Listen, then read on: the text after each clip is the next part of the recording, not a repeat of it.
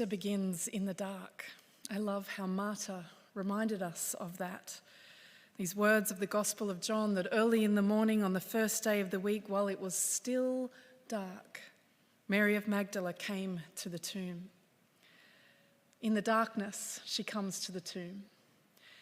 We arrive this morning knowing that we are arriving for celebration and good news.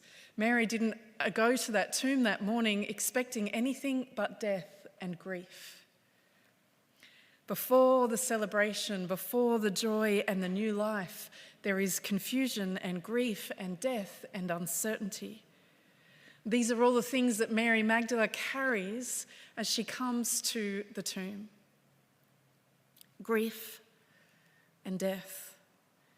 And she expects that death will be the final word. And when the tomb is empty, her grief doesn't immediately lift, doesn't make everything magically better.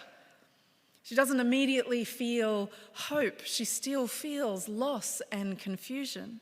How can this be? Even when Jesus appears to her in the garden, she doesn't recognize him. This matters because it tells us that sometimes resurrection is not obvious. Sometimes new life looks like absence, like change that we didn't choose, like endings that we didn't expect.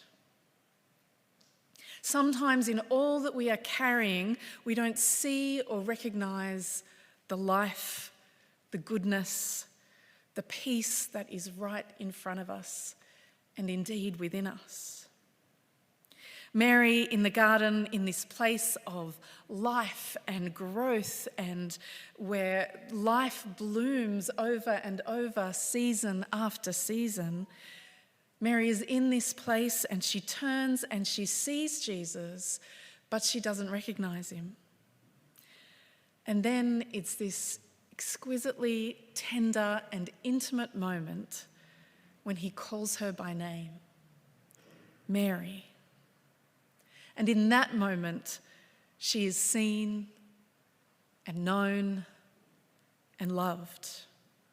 And she recognizes life where she thought there was only death. This is the heart of Easter.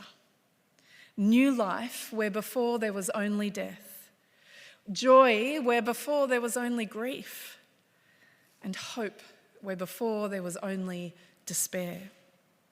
And the good news of Easter is that resurrection is not just a one-time event.